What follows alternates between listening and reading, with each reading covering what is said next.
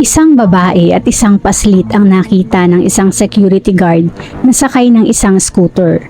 Ang dalawa ay tinatahak ang baku-bakong daan patungo sa isang masukal na lugar na puro mga bakanting lote lamang at puno ang naroon, walang bahay o ano paman. Maya-maya lang, ang nasabing scooter ay muling nakita ng security guard na pabalik. Ngunit sa pagkakataon na ito, ang sakay na lamang noon ay ang babae. Nakapagtataka dahil mayroon ito noong unang kasama na isang paslit, kaya bakit nang bumalik, iyon ay wala na. Sa pag-iisip na ito, ang security guard ay nagsimulang maglakad patungo sa baku-bakong kalsada at matapos ng nasa 40 metrong paglalakad, ilang mga marka ng paa ang kanyang nakita sa lupa.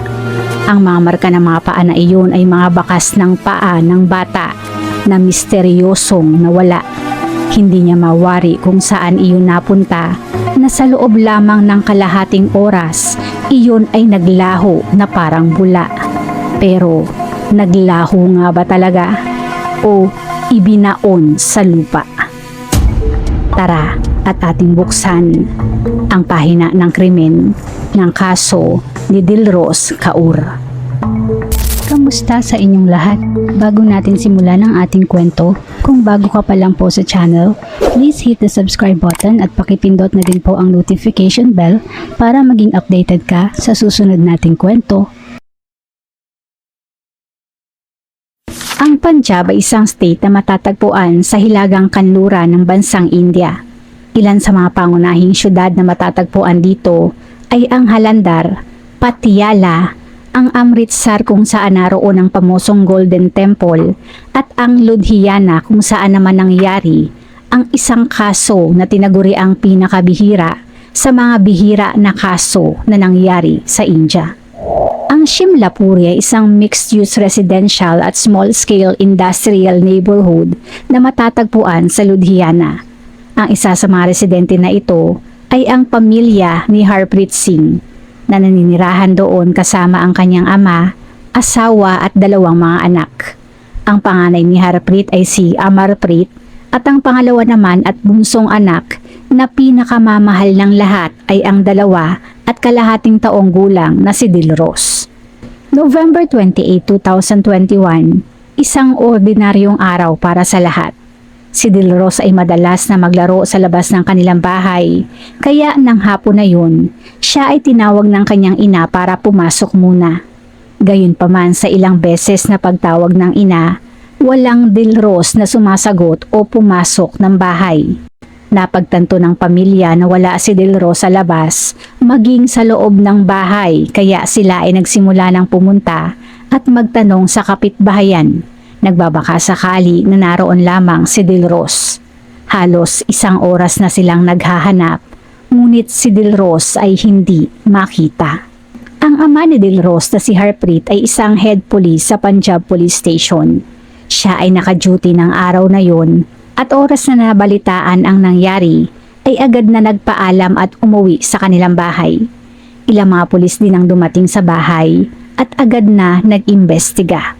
Ilang mga CCTV footage ang kanilang chinek at isang footage ang pumukaw ng kanilang interes na nagpapakita ng isang babae na sakay ng isang scooter.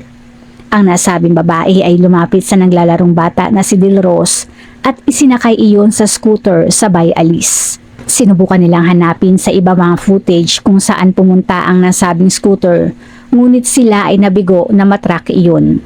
Ang nasabing footage naman ay ipinakita nila sa pamilya ni Dilros na agad namang nakilala kung sino ang babae at iyon ay ang isang kapitbahay na nagangalang Nilam. Sa pagkawala ni Dilros, si Nilam ay isa sa mga kapitbahay na nagpakita ng pag-aalala at kasama sa mga ginawang paghahanap sa bata. Agad nila itong kwinestyon at tinanong tungkol kay Dilros na nagpanggap naman na tila walang alam. Dahil patay mali siya, ang mga otoridad ay ipinakita na ang CCTV footage kay Nilam at si Nilam naman sa harap ng ebidensya ay hindi na nagawang magpaligoy-ligoy pa. Siya ay opisyal ng ininteroga at dito sinimulang ibunyag ang mga pangyayari at sinabi, quote, "Hayaan niyo akong dalhin kayo kay Dilros. Sa agad na pag-amin na ito, ang pamilya maging ang mga otoridad naman ay tila nakahinga ng maluwag. Bilang ang pagkawala ni Dilros ay nai-report agad at ang ginawang mga aksyon, pagkakita sa CCTV footage, maging ang pag-amin ng salarin ay naresolba din agad. Sila ay tila nabunutan ng tinik at umasa na ang nawawalang si Dilros ay maayos na makikita pa. Para sa kinaroroonan ni Dilros, si Nilam ay iginiya ang mga otoridad at pamilya sa isang baku-bakong daan patungo sa isang kakahuyan at mga bakanteng lote. Ang nasabing lugar ay nasa 13 kilometro ang layo mula sa bahay ng pamilya. Ang lugar ay tinatawag na Salem Tabri na binubuo lamang ng kakahuyan at bakanteng lote. Pagdating doon, si Nilam ay mayroong itinuro na mula sa kanilang kinatatayuan ay mayroong nasa 50 metro ang layo.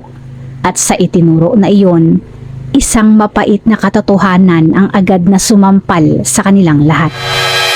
Ang itinuro ni Nilam ay isang parte ng lupa na buhaghag pa na nagpapahiwatig na iyon ay bagong hukay lamang at mistulang isang libingan. Malapit sa hukay na iyon ay makikita naman ang ilang mga bakas ng sapatos ng bata. Sa tanawin na iyon, ang lahat ay agad na nanlumo, higit lalo ang pamilya ni Dilros na sa sobrang shock, sila ay napanganga na lamang. Ang ama ni Dilros na si Harpreet naman, sa desperasyon ay sinimulang tanggalin ang lupa gamit ang kanyang mga kamay at matapos matanggal ang pinakaibabaw, ay agad na nakapa ang kamay ng kanilang pinakamamahal na si Dilros.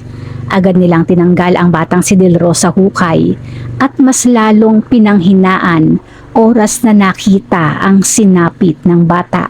Si Dilros ay duguan sa ulo at ang bibig ay puno ng lupa at sa tuluyang pagkakatanggal sa lupa, agad nilang nasalat na ang bata ay mainit pa ang katawan at may munti pang hininga, na ang ibig sabihin, si Dilros ay inilibing ng buhay.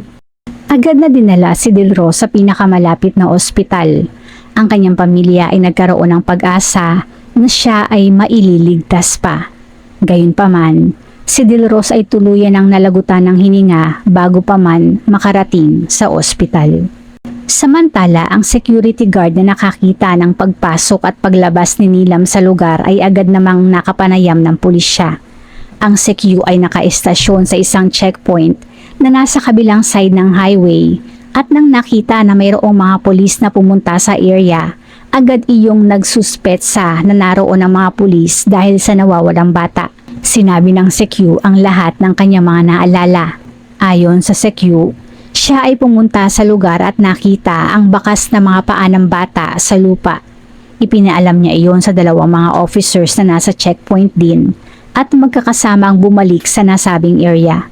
Sinubukan nilang maghanap doon at sa pagkawala ng bata, inisip ng CQ na baka ang bata ay ibinenta ng babae doon, dahilan kung bakit hindi nito kasama iyon sa scooter pagbalik at hindi sumagi sa isip na isang kalunos-lunos na bagay pala ang nangyari at ang bata ay naroon lamang at nakabaon sa lupa. Lubos niyang pinagsisihan na hindi siya kumilos ng mas maaga o mas naging mapanuri sa nakitang paligid niya. Ayon sa pulis, kung ang batang si Dilros ay dumating ng mas maaga ng 10 minuto, malaki ang tsansa na iyon ay nasagip pa. Sa nangyari sa batang si Dilros, ang malaking tanong ngayon ay kung bakit iyon nagawa ng kapitbahay na si Nilam. Para sa pamilya ni Dilros, siya ang pinakahuling tao na kanilang paghihinalaan.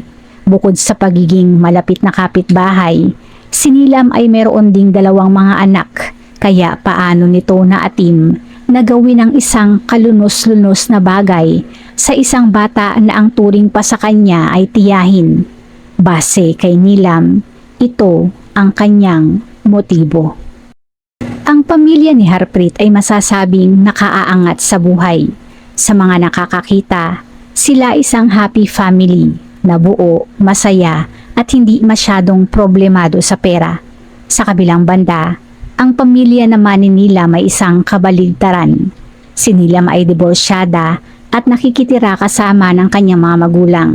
Pagdating naman sa kanilang mga anak, ang mga anak ni Harpreet na sina Amarpreet at Dilros ay kinatutuwaan at kinagigiliwan ng lahat. Sila ay madalas nabigyan ng mga kapitbahay ng pagkaing matatamis tulad ng tsokolate at binibigyan din ng mga laruan. Sa kabilang banda naman, ang mga anak ni Nilam ay may pagkapilyo at madalas na inirereklamo. Matapos ng diborsyo, si Nilam ay mas lalong naghikahos at mas lalong nagipit sa pera, na isang sitwasyon na kabaligtaran muli ng nararanasan ng pamilya ni Harpreet. Dahil sa naging pagkakaiba na ito, idagdag pa ang magkaibang afeksyon na nakukuha ng kani-kanilang mga anak sa kapitbahayan. Si Nilam ay nakaramdam ng matinding poot at inggit. Ang bahay nila Nilam ay madalas ding puntahan ng mga tao. Bilang siya ay isang diborsyada, hindi maiwasan na mayroong ilang mga tao na alangan pagdating sa kanyang karakter at pagkatao. Dahil dito, ang ina ni Nilam ay madalas na makakuha ng reklamo hinggil sa bagay na iyon. Dahil dito, si Nilam ay nagpasya na lumipat na lamang ng ibang lugar at nakahanap naman agad ng bahay na pagtutuluyan. November 28, 2021, bandang alas 2:15 ng hapon, si Nilam ay busy sa kanyang pag-iempake. Bagamat paalis na, hindi pa din nawawala ang kanyang inggit at sama ng loob at pagnanais na makaganti. Nang siya ay paalis na, si Dilros ay nakita niya naman na mag-isang naglalaro sa labas. Mayroong biglang pumasok sa kanyang isip, kaya nilapitan niya si Dilros at inalok ang bata na sumakay sa kanyang scooter. Ang batang si Dilros naman, sa pag-aakala na siya ay isasama lamang ni Nilam para iikot gamit ang scooter ay sumama naman. Walang kaalam-alam na ang kapitbahay na si Nilam ay mayroon palang malisyoso at nakapangingilabot na balak. Dinala ni Nilam si Dilros sa isang bako-bako na daan patungo sa isang bakanting lote. Pagdating doon, siya ay kumuha ng isang bato na inihampas sa ulo ng bata. Nang umiyak si Dilros, iyon ay pinatahimik naman ni Nilam sa pamamagitan ng paglalagay ng lupa sa bibig ng bata, saka inilibing ng buhay. Base sa autopsy, si Dilros ay namatay by suffocation, na isang resulta ng isang taong nakaramdam ng matinding inggit at galit. April 12, 2024, nang natapos ang trial sa kaso ni Nilam, kung saan ang kaso ay tinawag pa ng korte bilang rarest of rare case o pinakabihirang kaso. Si Nilam ay napatunayang nagkasala at sinintensyahan ng kamatayan. Sa hatol naman na ito, si Nilam ay pinanghinaan at nagmakaawa sa korte. Siya ay nagmakaawa para sa kinabukasan ng kanyang mga anak na kung papakinggan ay isang nakatatawang bagay para sa isang tao na walang pagdadalawang isip na paslangin ng isang inosenteng bata dahil sa inggit. Tila nakakatawa na ito ay nagmamakaawa para naman sa kinabukasan ng mga anak niya. Para sa mga magulang ni Dilros, ang kanyang ginawa ay sobrang pait at napakasakit. At sa nakuhang sentensya ni Nilam, ang naramdamang sakit kahit papaano ay naibsan at lubos na nagpasalamat sa hustisya na kanilang nakamit. Bago isara ang ating pahina, shoutout po sa ilan sa ating manonood.